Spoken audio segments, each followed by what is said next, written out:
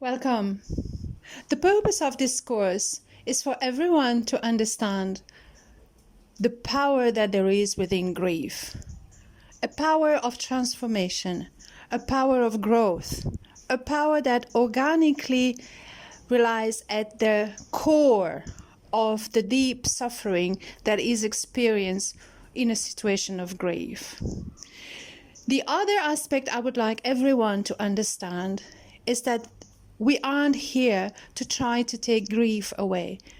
The purpose of this course is to learn to live with grief as part of our life, as we live with love, as we live with other emotions. We live with grief as part of our holistic, unceasing threading of what we call life. These in-betweens moments between each breath, between yesterday and tomorrow, and between last year and next year. So this is where I am welcoming you, as to consider grief a positive emotion. Let's go.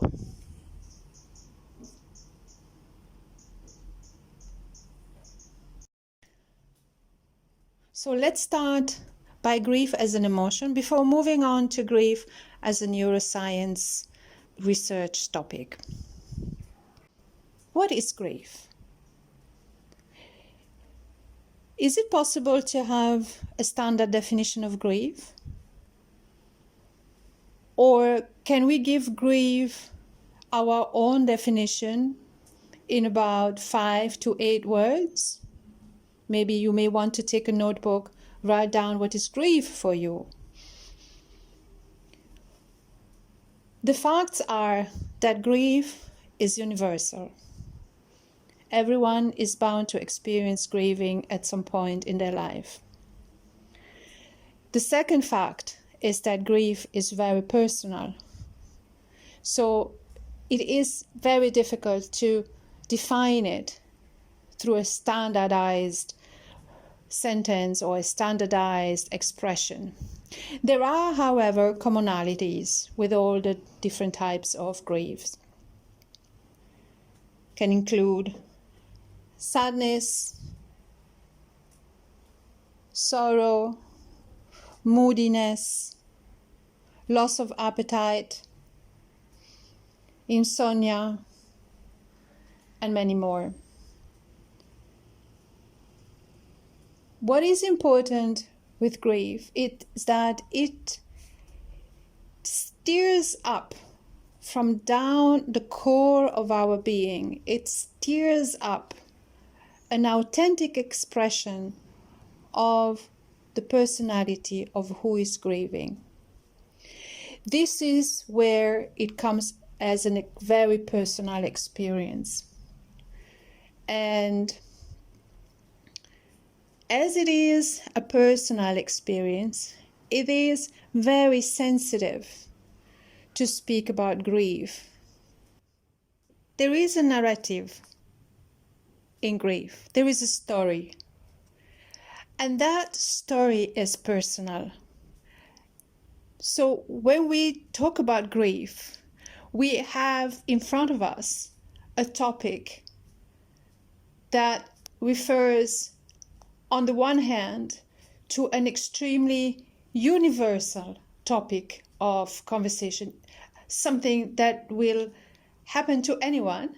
And on the other hand, we have a topic that is extremely personal, attached to a story that involves people, that involves events, that involves objects, that involve places, memories, beliefs, including the self, who we are.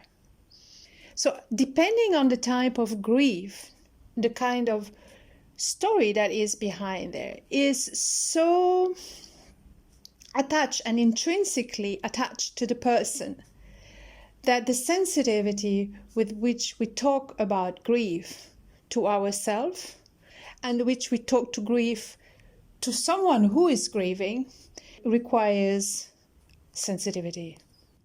Within that story, there are many layers of connection between the people and events and the things and the places and the memories.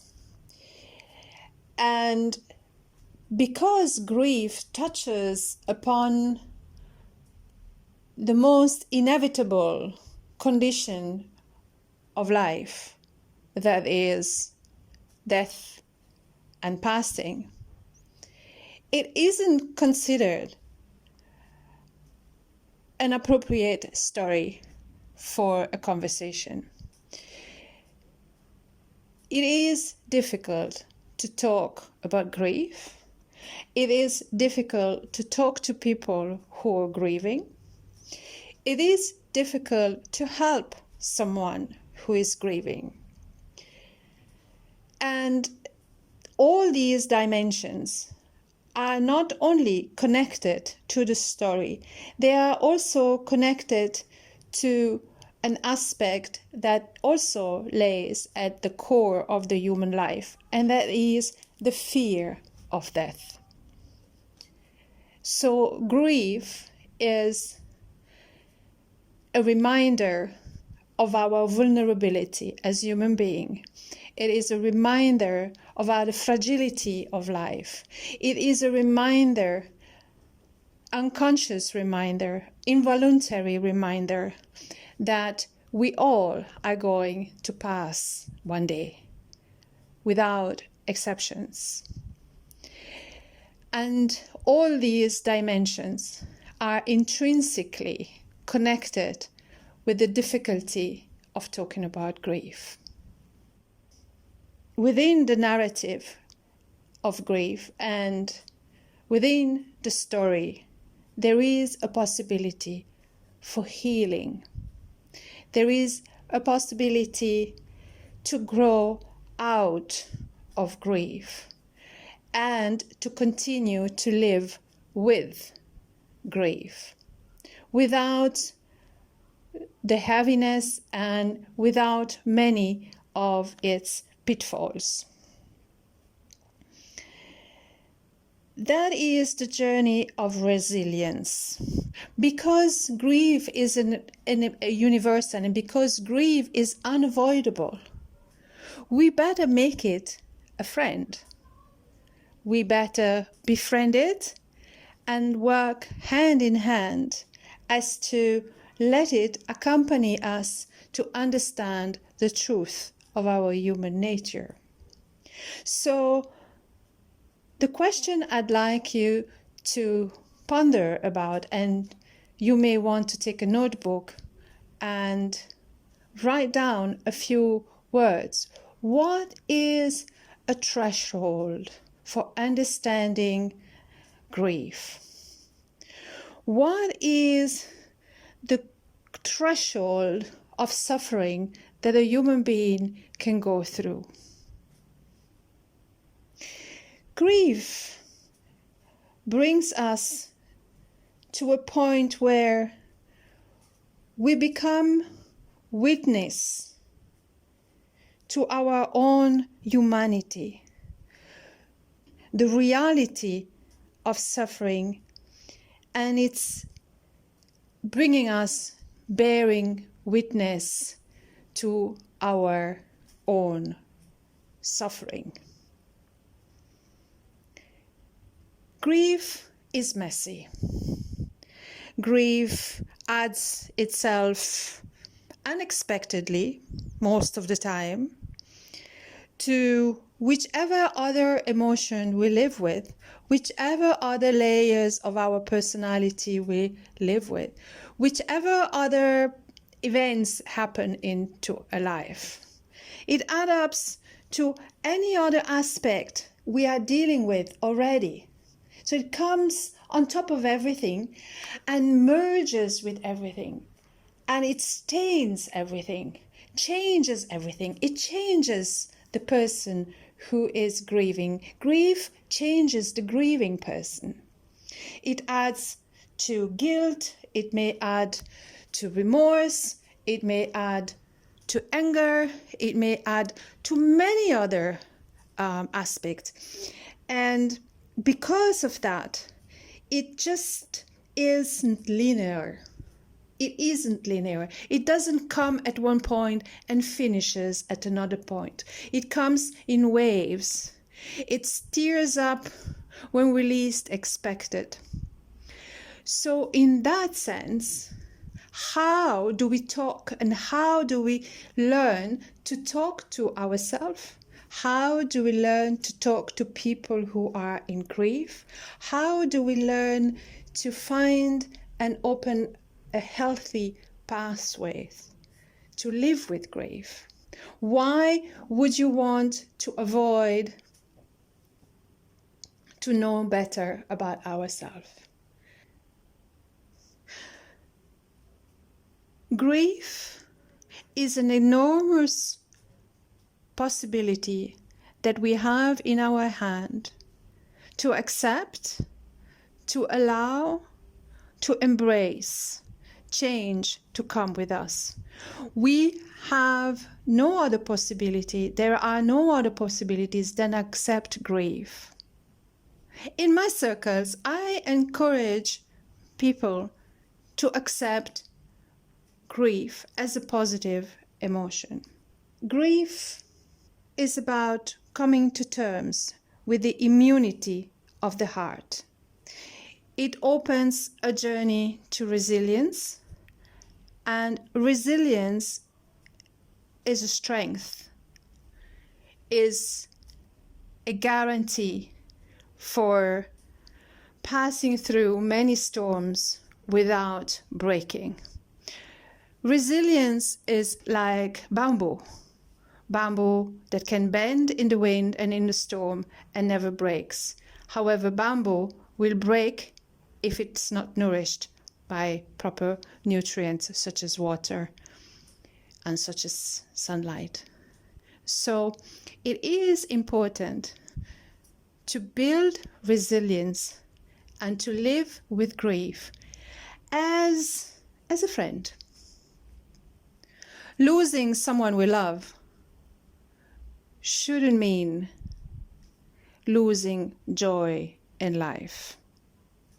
I know this sounds easier said than done. However, it is possible to consider grief a positive emotion.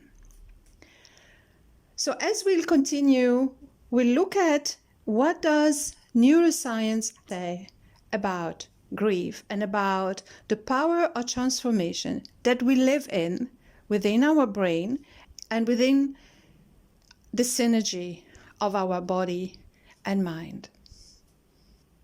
As a pointer to start looking at the neuroscience of grief, let's review for a moment what we have discussed about grief and its definitions. So it's universal, it's personal, and there might be a threshold of suffering, a level of suffering that is a marker, a pointer, an indicator of the allowing and the acceptance of grief in our life as a friend. The threshold is the path to resilience. And the path to resilience is a pathway that embraces every event, blends them into this package that we call life.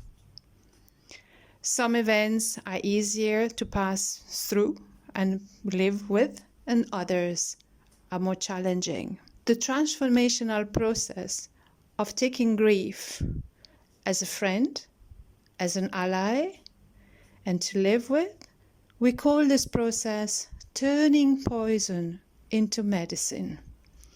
That means building a powerful thread of resilience in our life that expresses all these difficulties and challenges, acknowledges them, and transmute them into a growth process. You may have heard that the caterpillar doesn't know when it's going to become a butterfly. It just happens. The human mind is tricky. The human mind is a joker. It likes to play around. The human mind can be our best friend in the case of grief, as to transmute its tendency to remain stuck on a heaviness or a challenge or a difficulty and carry it along. So let's look at a Zen story. There are two monks walking on a pathways along a river. They reach to a point where they need to cross to reach back to the temple. They need to cross the river. At the cross point, there is a woman who doesn't know how to reach onto the other side. One monk takes the woman, helps her to carry on to the other side. Once they reach the other side of the river, the woman waves goodbye and walks away. And the two monks walk back to the temple in the other direction. In the evening, one of the monks says to his fellow, "You know very well that we are not supposed to be in close contact with women. Why did you accept to take that woman and help her to cross the river?" And the monk responds, "You still carrying her. I left her over there at the river." Why would we keep going on, turning into circles along thoughts and memories and difficulties that are making the present moment difficult? The turning poison into medicine means transcending the difficulty, transmuting it into something that we can work with, because eventually life goes on. As I said in the beginning, we are not trying to dispel grief, and we are not trying to tell the person we talk about grief to forget about grief and that one day it will finish and one day we will move on. No. We do not move on from grief. We move forward. We move with. We blend it. We accept it. And that is the real turning poison into medicine. So now we can look at neuroscience and grief.